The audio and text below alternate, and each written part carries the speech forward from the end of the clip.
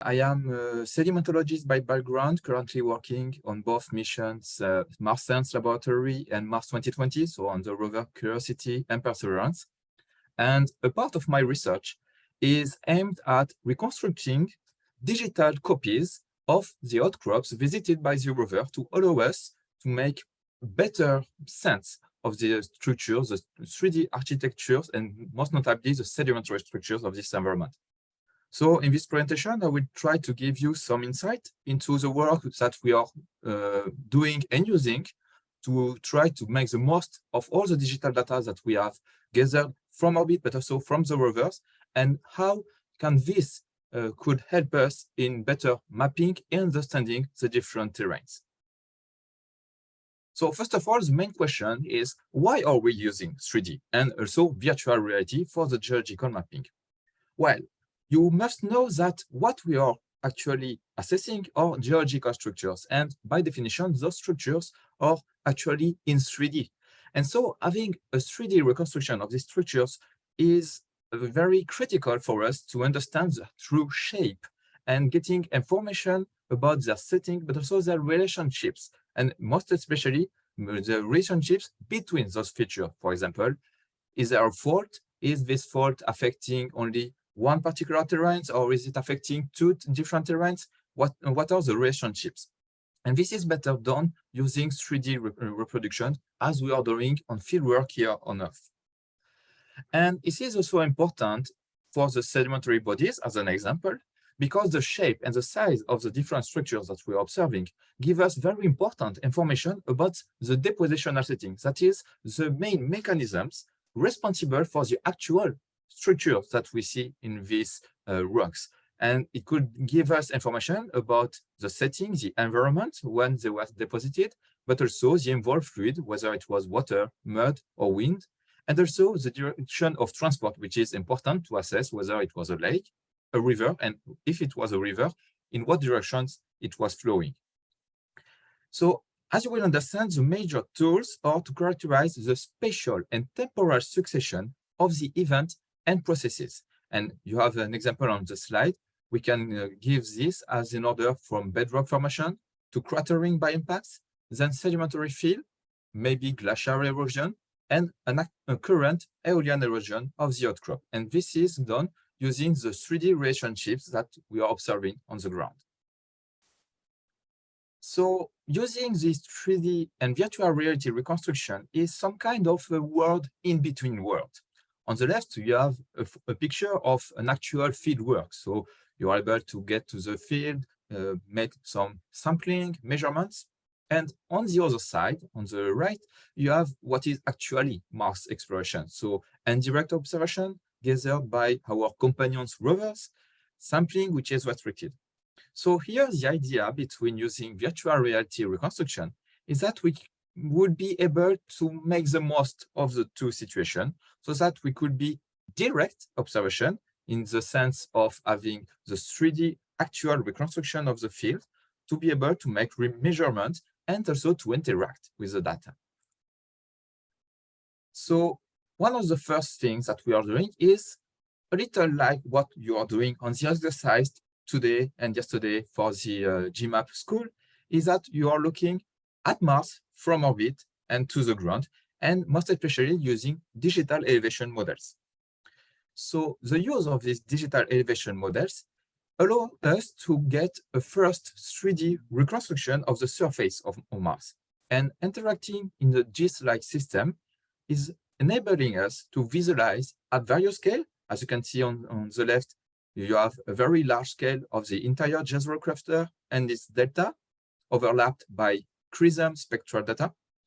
And on the right, we have a most closer view as if we were just flying over the Jezero delta. So in this little video, you have another example of what it is to treat the digital elevation models in virtual reality. So we made with my colleague Stéphane Lemoynic from Nantes University an application of virtual reality. It is him that you are seeing on the screen right now. And you can see a restricted sample of the gay crater on which we have reconstructed the 3D model and then draped over with several layers of information, the geomorphological features, but also the high-res, high-resolution imaging. And as you can see, we have also put an outcrop model that has a very higher resolution and a true scale copy of the rover Curiosity. So virtual reality is enabling us to really get a multi-scale sense of observation of the different structures, which is really helpful in our effort to map and understand the geology. So I was talking about a digital outcrop model. So for those of you who are not familiar with the notion, what is a digital outcrop model? Well, it is basically a virtual reconstruction, a 3D virtual reconstruction of an object, whether it is geologic or just geomorphologic. And the main difference with the digital elevation models that most of you are used to work with is that a digital elevation surface model reproduces a surface, so that for each x and y point, you have an only z value, which is representing the elevation. So that means that no vertical plane can be reconstructed. But you will know that in nature, there are some vertical surfaces, and we need to reconstruct them. So by opposition, a digital outcrop model, or DOM, reproduces a volume with each x and y point potentially having multiple z values. And for that reason, DOMs are usually 3D mesh or sometimes cloud points, and that they are composed of a network of different faces that we are calling polygons into a 3D volume. And there on the right, we have an example of such a digital outcrop model. And you can see that the geometries can be much more complex of a digital elevation model. So how can we retrieve this 3D information of Mars, but from Earth? And for that, we are using a method that is called structure from motion photogrammetry. So this kind of photogrammetry is the most used in geosciences in general to produce digital outcrop models. And contrary to the stereo photogrammetry that is made from using a pair of overlapping images, the structure from motion uses a greater number of overlapping images taken from multiple points of view. So this image can be gathered from various methods, either by the geologist itself with your phone or camera, but also by satellites, spacecraft, and, for example, on Mars missions from the rovers. And all these data are gathered and put into different structure from motion software. So it exists a lot of structure from motion photogrammetry softwares, either commercial but also open source. And I have put here a little list that comprehends some of the best known software in the domain. So what the software does? Well, it is comparing the different overlapping photos, gathering a first point cloud that take into account all the overlapping points between all the photos. And from that, the software is able to reproject this point into a 3D space to reproduce a digital mesh, a copy of the 3D parameters of the object.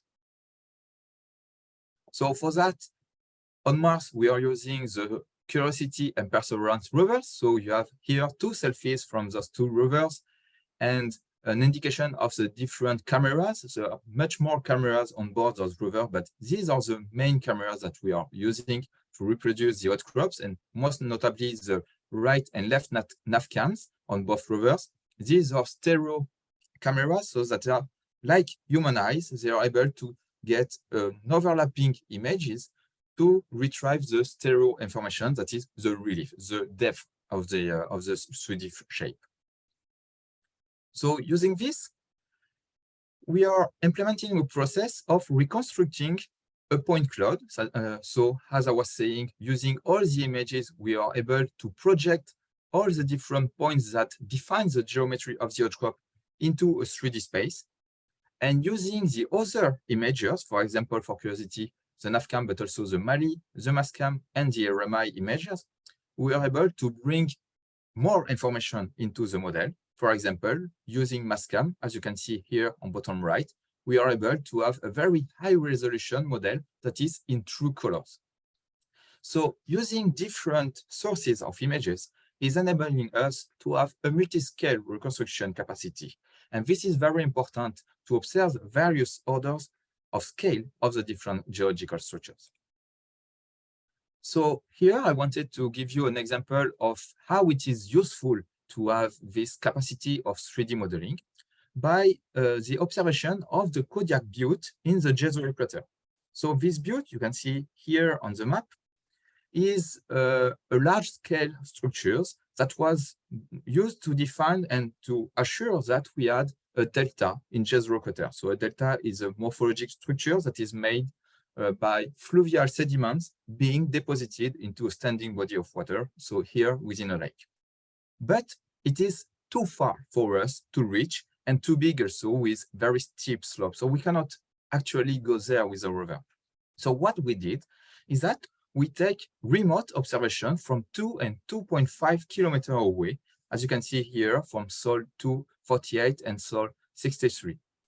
And doing this, we were basically making a virtual baseline. It's like as if we were taking a stereo pair of image. And using this, we were able to reconstruct the actual 3D shape of the outcrop. And you can see right now on the video on screen that this is very powerful to help us to describe the different parameters, the different shapes and structures that we are seeing on the Kodiak Butte. And as you can see, we are able to define as the scale of the sediments that we have within the different layers. And using this 3D model, as you can see, we are able to map and to describe the different morphologies.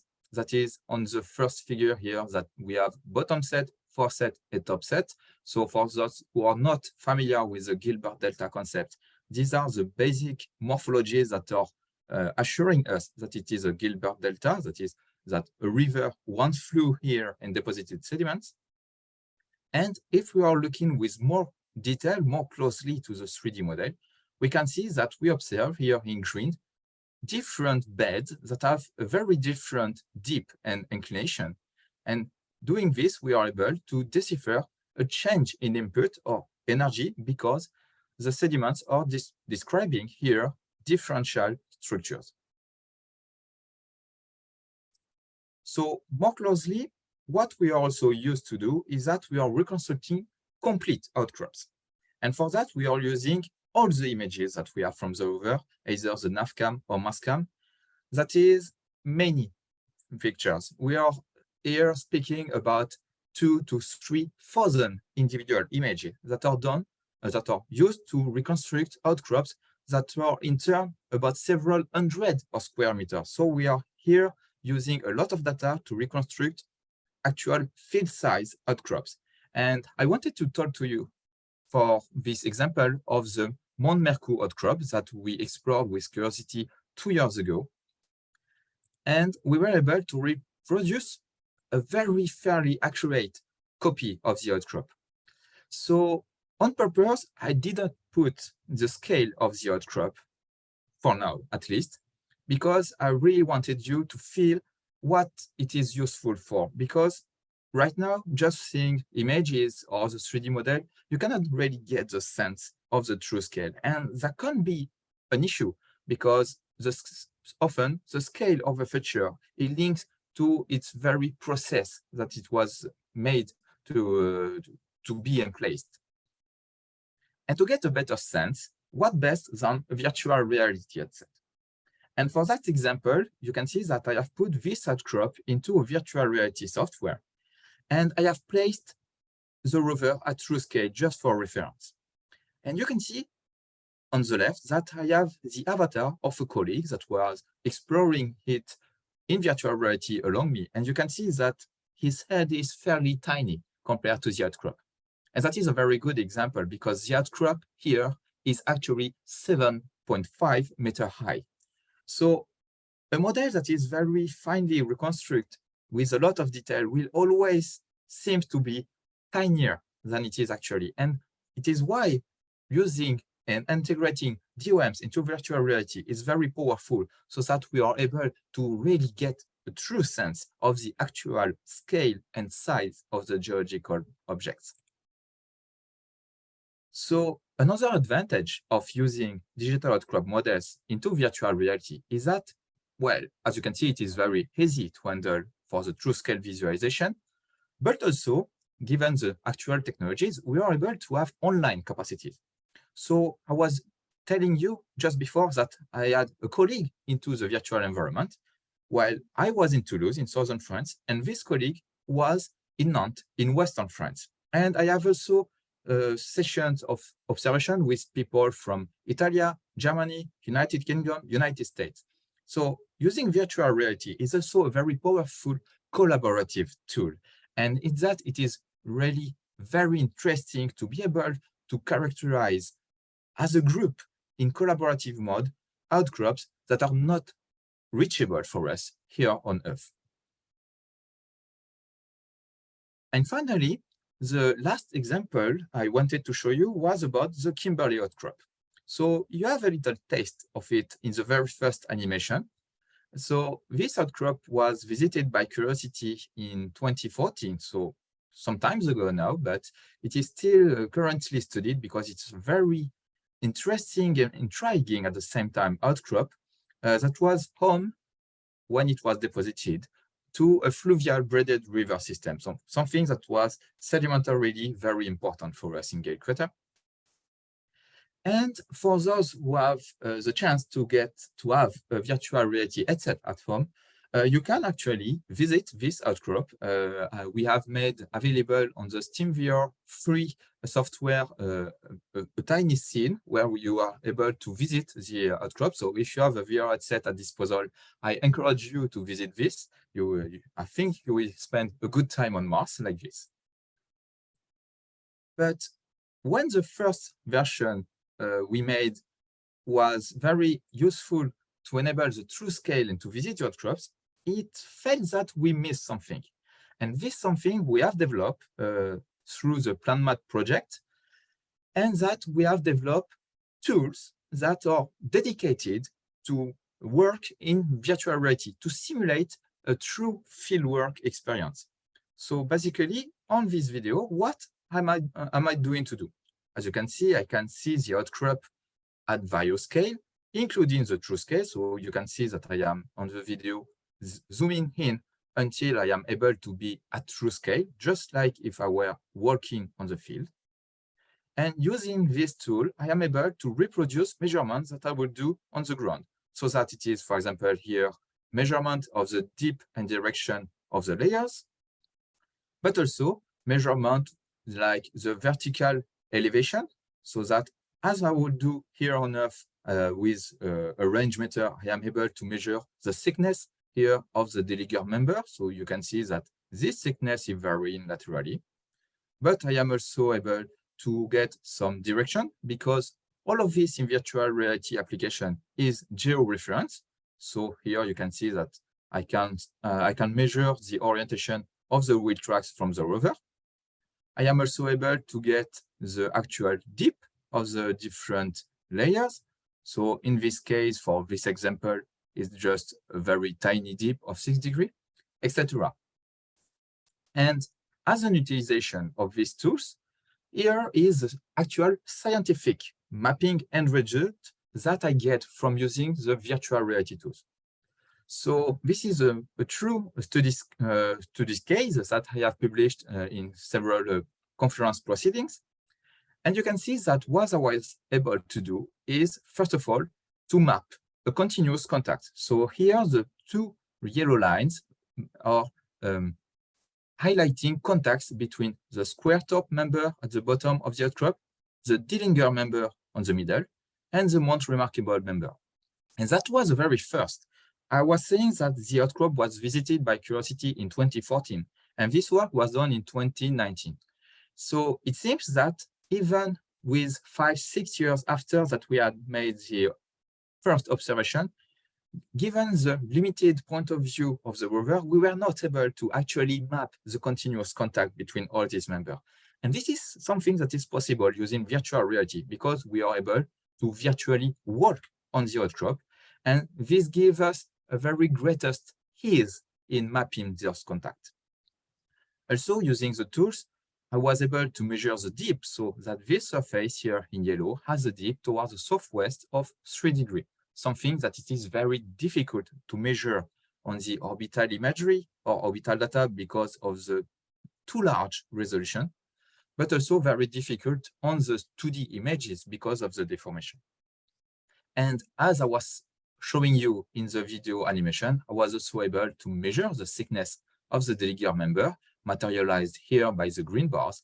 And you can see it is very powerful in evidencing that we have actually a lateral variation of the sedimentary thickness. And so, using all these measures, get the time to interpret all of this, I was also able to discriminate some very interesting spatial discrepancies within the only deligure member. And this is evidenced by different sedimentary structures, as we are observing in the north quite large-scale cross-stratification under the shape of trough cross-stratification for those familiar with sedimentology. And you can see that this structure are the size of about 50 centimeters wide. And the more we get to the south of the outcrop, by literally walking around in virtual reality, I was observing that these cross-stratification were likely diminishing in size, and they are even down to only a few centimeters wide. And in the same time, we were observing that planar parallel millimeter scale stratification were taking place instead of the cross-stratification. So we were able to put in evidence that we had not only a variation in the sedimentary thickness, but also in sedimentary structures. And this was a very first thing that we observed, and that was never been observed using only the 2D images. So in that, using the 3D observation and the virtual reality gave us a very important advantage to take this variation into consideration, and that has a consequence of revising the actual environment that was described years ago at Kimberley. So to sum up all of this, and what to take home as a message, and why it is important for us, I think, planetary geologists, to use 3D multiscale and virtual reality reproduction of, I'm saying Martian outcrops, but it works also for the Moon, for Titan, for Mercury, for all of planetary bodies, and even Earth. So it is, I think, paramount to help us understand the planet past and current geological processes in that, because photorealistic digital outcrop models allow you to observe the actual shape, size, but also spatial distribution, as well as the relationships of the geological structure. That is, if you have a fault that is cross-cutting a crater, you will directly be able to see it firsthand by using a 3D model. And as I said in introduction, it is very important to assess the temporal succession of events, which is paramount in making a map of the different geological objects. So here, the virtual reality helps us to replicate the fieldwork for such inaccessible outcrops, because it's not very easy to go to Mars, not to the Moon or Mercury.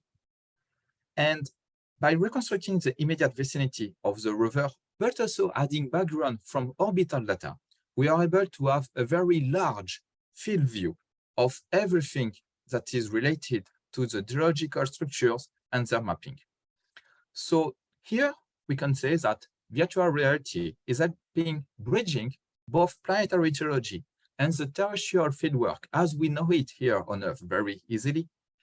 And this helps us to improve both our characterization, mapping, and especially understanding of the different terrains that are out there in outer space. I thank you for your attention.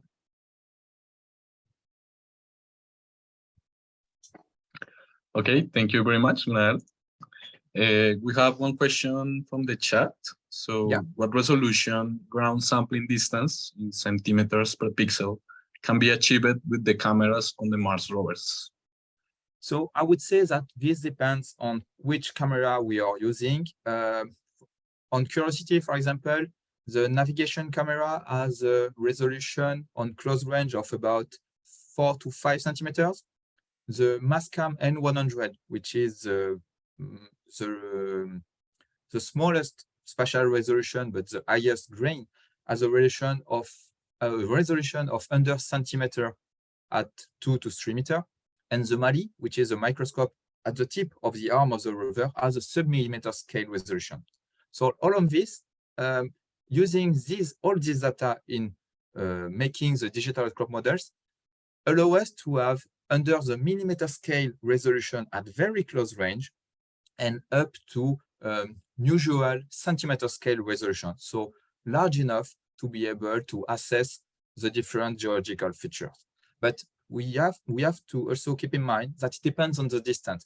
For example, if the rover were placed just here at this place I'm showing on screen, the closest area will be very much, we have very much better resolution than the areas that are 9, 10, 11 meters away because of the distance.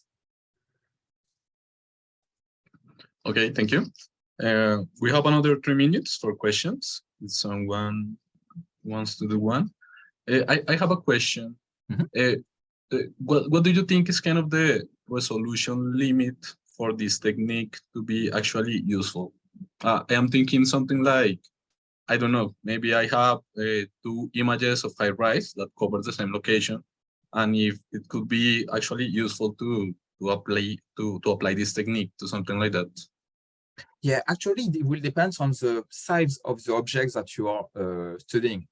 If you are studying the sedimentary distribution and filling, for example, of Gale or Jezero craters as a whole, at the size of the whole basin and crater, IRAS 3D models will be largely sufficient because it is a 1 meter resolution in elevation. And for objects that are in the range of 10, 25 meters, it's largely okay.